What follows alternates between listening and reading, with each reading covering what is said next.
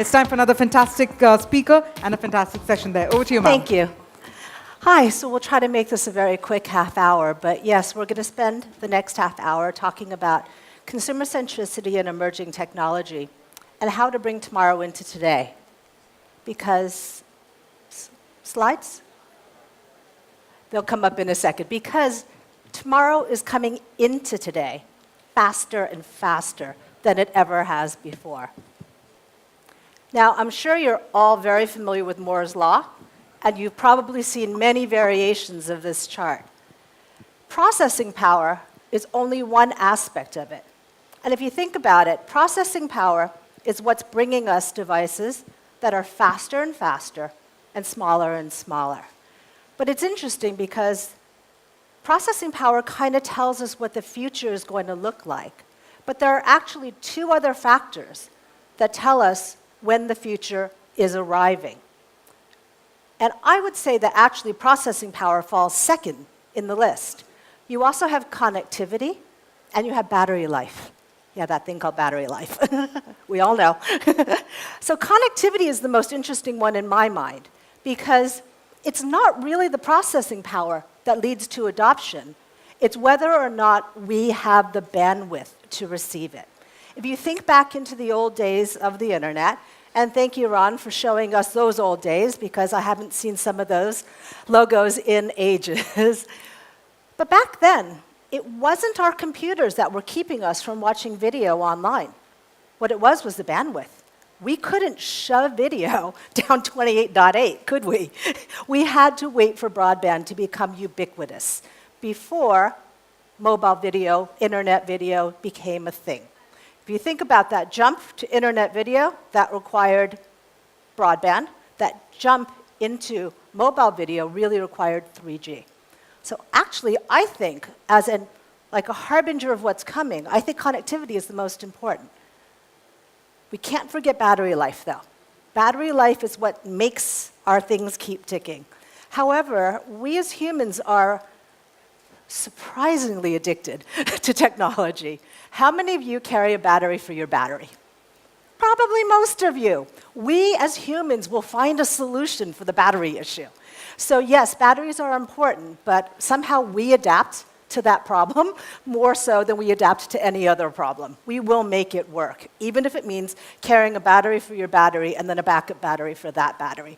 Women, handbags, I know they're in there, and I know that's why you guys carry briefcases. It is not for your laptops. So, as we get these things, actually consumers adapt to them. Now, when I say consumers, I want you to think about yourselves as humans, not as marketers, not as brands, not as agency people, but as people who live an everyday life. What do you expect now? Did you ever think you would think that 2 hours for delivery was slow? Did you ever think that you would be able to order food delivered to your door, not just any food, but your favorite dish from your favorite restaurant delivered to your door? That's what we expect now. You have also the aspect of your life ends when it is not immediately available. How many people were affected by the Facebook and Instagram outage yesterday? How many of you were losing your freaking minds? I was. I couldn't post my stories. So our expectations have just accelerated. But not only that, once a consumer adopts something, we don't tend to go back.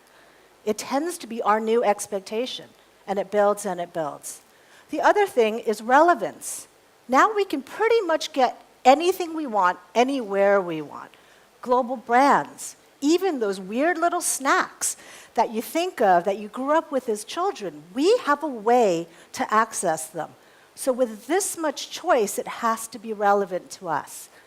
And finally, discernment. Because there is so much choice, there have never been so many opinions. How many opinion sites are there? How many of you have said, oh, I really fancy that restaurant, but it only got 4.5 stars instead of 5? We've never been this picky before, but we are now. And as I said, once we get there, we don't go back. So as a brand, we have to focus on that. For our brands, we have to think about consumer centricity, because that is how brands grow. We need to understand what are they thinking, their emotional mindset. their need state, how many people they have influence over, either personally in their circle or digitally. We also need to understand where they are. And I don't just mean location-based. I don't just mean physically, though that's really, really helpful. We also need to know what kind of device they're in front of, because it gives us a clue into their mind state. We all have a different mind state when we're sitting in front of a big screen in our home. Doesn't matter if we're watching broadcast TV, slinging YouTube onto it, watching Netflix. What the content is doesn't matter, but chances are high we're watching longer form, and we're willing to watch also and get engaged with longer ads.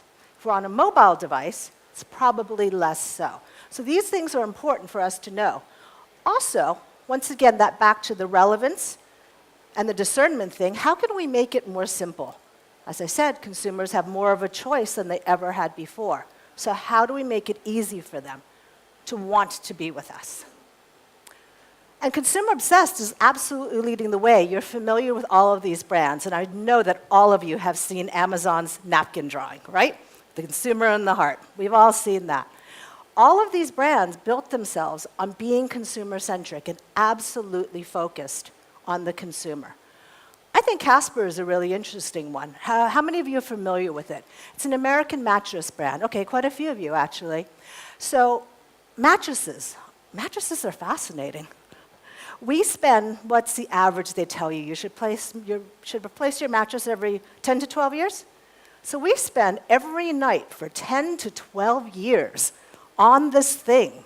I mean, I've had relationships that have lasted less. And we have to make this decision by lying stiffly on a mattress in some weird showroom with fluorescent lights, fully clothed, with our shoes on. And we have to choose our night partner for the next decade. Very awkward. Yet we did it.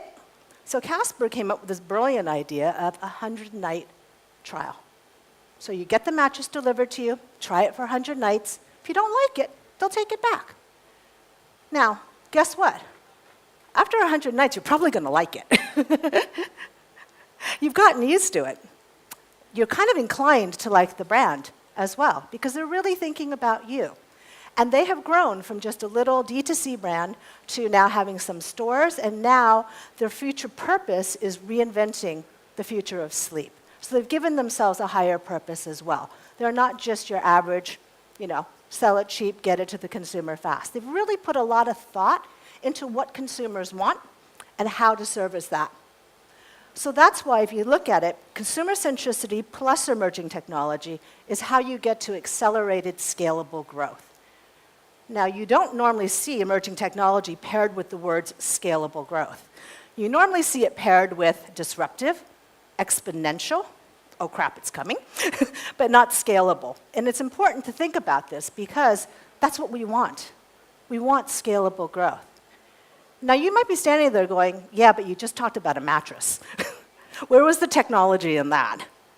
Well, the technology may not have been on that front end to the consumer, except for how they ordered it.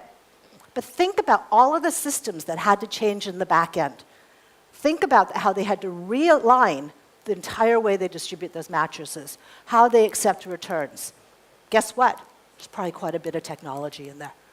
So in order to move from digital marketing to technology-enabled marketing, you have to look at everything. Because if you think about marketing in the broadest sense, you're talking about first touch through to post-consumption, which means you have opportunities in the store. You have opportunities on the delivery trucks. You have opportunities on the package, and you have opportunities after consumption. This is what you need to look at. However, this is how most companies are. We've got a digital marketing strategy over here, probably driven by, surprisingly not, your marketing team. There's probably somebody over there doing digital corporate transformation, but it's probably in your IT team. And then you might have either an upstart young brand or an upstart young person doing some innovation labs, and they are most likely in a different building, in a cool setup, wearing jeans and trainers so you don't break their vibe. I'm not saying all of these need to come together, but they need to work together. This is how we move towards technology-enabled marketing. Because if you don't get all of these initiatives, not I would say it's not exactly like they're aligned, but they're kind of in sync and moving in the same general direction so that the corporate strategy can lead it. That's where you want to get to. As I said, I'm not saying these people sit together because that would actually be quite a nightmare. I love this quote by Dr. Astra Teller, which says, "Innovation is a cycle of experimenting, learning, applying knowledge, and then assessing success or failure.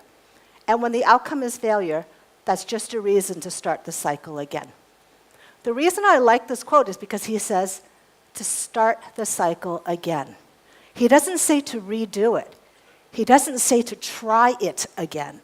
He says start again.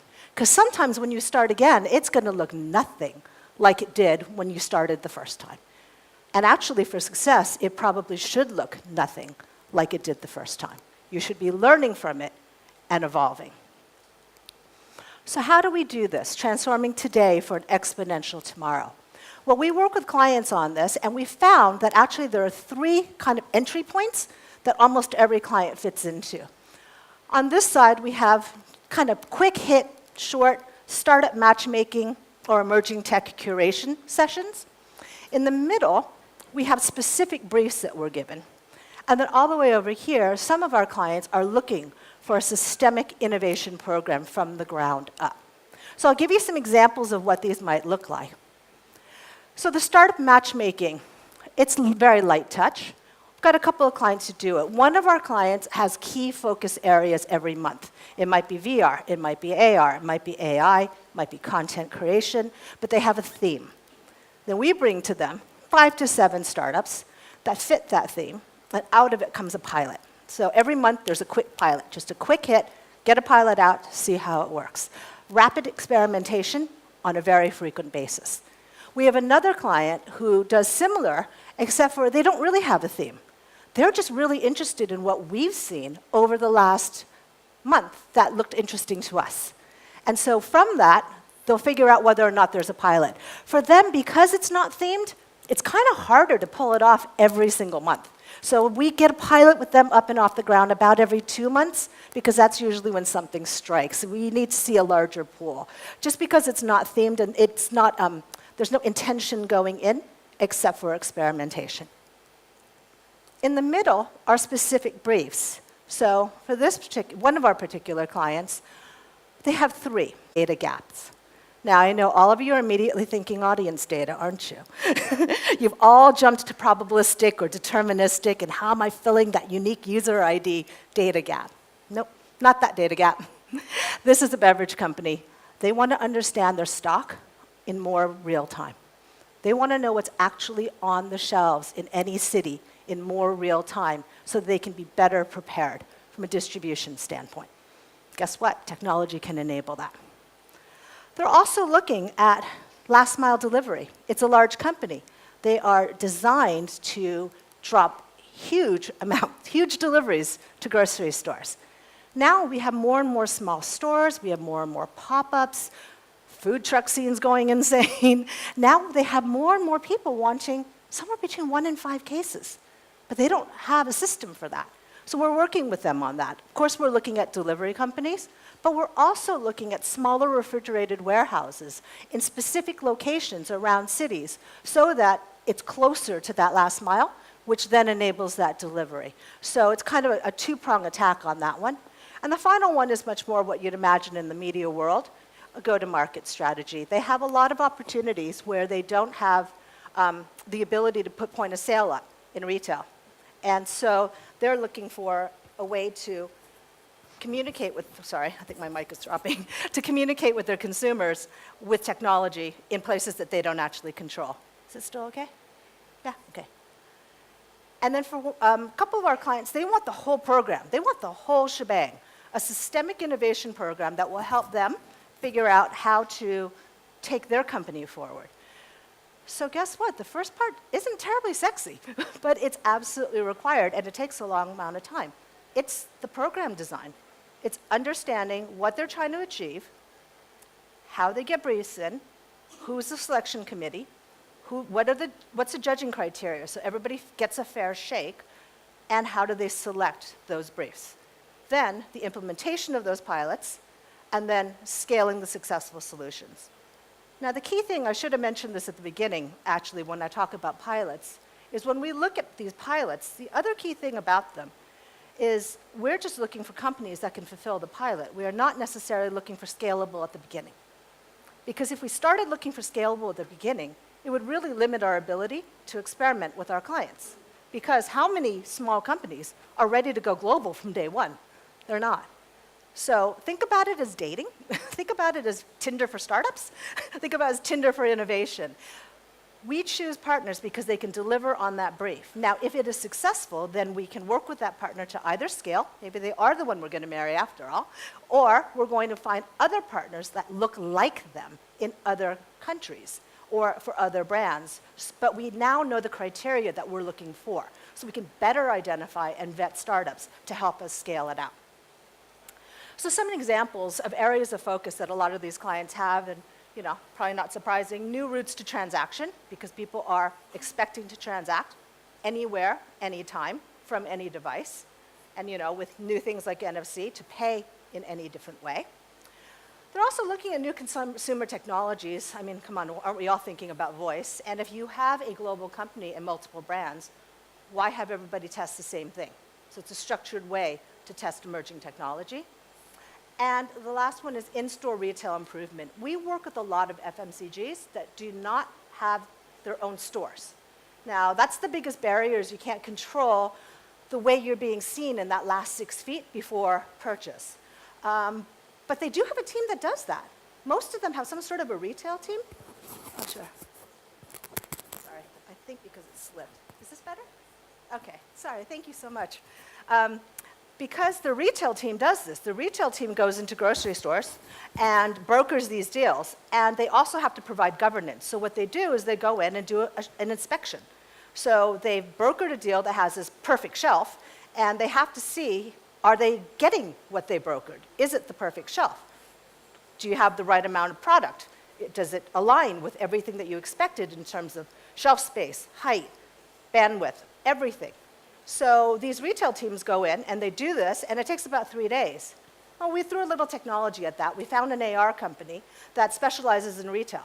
So now they bring in a tablet, they take a picture of the shelf, and then the software does the differential, spits out a report. They type in Dear Store Manager, signed Inspector X, and it takes about 3 hours. So that's yet another way that technology can enable marketing, because as I said, marketing is everything until the consumer has consumed your product. And even more after that if you have a product with a long life cycle. So for Mars, one of the things we've done is they're looking at the changing nature of digital impulse. So a lot of these pilots can be nested to have one theme, and this is one example. Because they have a lot of products that rely on impulse. You've got the Snickers, you're not yourself when you're hungry. You've got your Dove or Magnum bars, those luxury moments where you spoil yourself. So these are all impulsive moments. So one of the things they're looking at is new ways to drive moments, targeting in media. So moment targeting, mood targeting, that sort of thing. In the middle, new ways to create impulse in ordering. How do you replicate that end of aisle situation right by the cash register when you are in a digital store? And there is no end of aisle because there's no end of anything, because everything is available with just a touch of a keypad. And the last one is also ways to solve the route to market impulse gap. And this one's really interesting. One of the briefs that we got was to see if we could figure out how to deliver a single bar of ice cream to a consumer in Australia in 30 minutes or less. And that's because they saw, these snack companies, well, consumers are expecting, we want things in smaller increments and faster. These snack companies, small ones, are coming out and fulfilling that need. So they wanted to understand if we could do that. The team loved this one because we got to look at some of our clients like Uber, we got to look at delivery systems, but also some bright spark had the idea to look at drones. So I had to pull the team off of looking at drones for 3 weeks. And we did find a solution, but we also found out in that 30 minutes is too long for ice cream, unsurprisingly. Because ice cream comes in a little plastic sheath in a cardboard box that's built for a freezer. So we switched it to candy, because candy has about the same price point, and then we'll be able to give them the cost analysis. They will know their own margin, and then we can have a discussion as to whether or not there's enough padding in that margin for us to start looking at either shorter distribution periods, thermal packages, or thermal delivery systems, thermal in the delivery. So maybe it will work for ice cream, but just not in the first instance. So those are just some examples of how you can start getting ready for this technology-enabled marketing world. We have a few minutes left, so does anybody have any questions? All right, you just got 9.5 minutes back into your life. Thank you.